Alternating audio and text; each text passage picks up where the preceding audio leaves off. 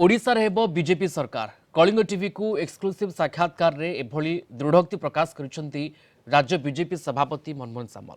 मेंटो नै मनमोहन कहिसंती 18 दिन कर्मकर्ता घरे बसिले प्रथमे से ही ओडिशा रे बीजेपी एकाकी लढिबो बोली कहिथिले। केंद्र सर्वोच्च नेतृत्व को राजी कराइबा सहित लढई करबा को प्रस्तुत हेले। ओडिशा रे प्रथम पर्याय भोट सरिछि, द्वितीय पर्याय भोट 20 रे हेबो।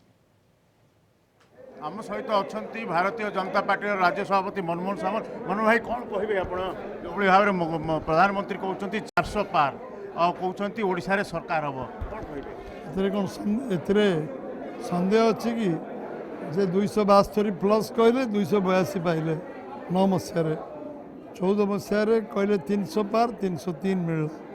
एथर 400 कहते 400 पार हम एनडीए रो 400 पार हम बीजेपी रो 370 सीट पाइब। ये संकल्प नहीं कि लोक 140 कोटी लोक 10 वर्ष धरी नरेंद्र भाई मोदी यशस्वी प्रधानमंत्री तांकर कहिथिबा निर्वाचन इस्ताहार जहाँ जहाँ कहते 100% ताकू से कार्यकारी करछंती सफलतार सहित। टाइम बॉन्ड गोटे अधे कथा को से भूली नांती।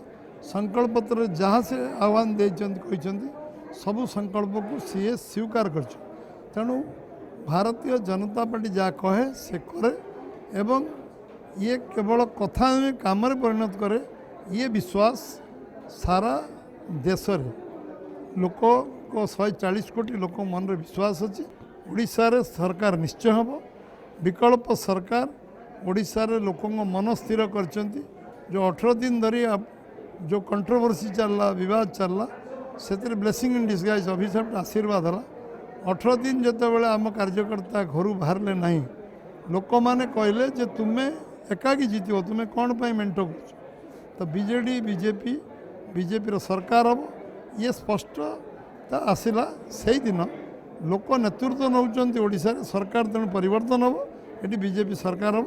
18 दिन चलता महाभारत युद्ध 18 दिन होता से मनमोहन सामल करुले रणनीति कौन रणनीति करथिले तापर जानिलु आपण प्रथम शेष पर्यंत कहले ओडिशा रे सरकार करिवो बीजेपी। तेणु जो बीजेपी सरकार करिवो बोली कहा जाउथला ता वर्तमान प्रधानमंत्री कहउचंती पंडित माने कहउचंती तो केतोटी सीट जितिबो आपण आकलन तो करछंती कहिबे आपण 21 रे 21 पार्लियामेंट जितियो विधानसभा रे हमें कंफर्टेबल मार्जिन जोटा लोकों का आशीर्वाद रे समस्त को चकित करुवा भाई संख्यार आम सरकार संख्या सिंपल मेजोरिटी मिल एकाकी सरकार करूँ साहाय्य नहीं सरकार करूँ कंफर्टेबल मार्जिन ने सरकार करूँ बीजेपी रो निजस्व सरकार हो। मुख्यमंत्री कहते दिवा स्वप्न बीके पांड्यान कहते एमाने जहाँ करती पर्यटक माने माने आसुचंती इलेक्शन बेले आसती एमानकर कौन स्थिति ना कौन कहे तार कि जवाब लोक 4 तारिख दिन तार जवाब देवे। तबे मनमोहन सामल को बहुत दिन जाचु जड़े बड़ नेता भाव में मंत्री थिले भागुआली सरकार रे मंत्री थिले परवर्ती समय राजनीति रहिले रणनीति करुथिले पूरा ब्लूप्रिंट करिसंती।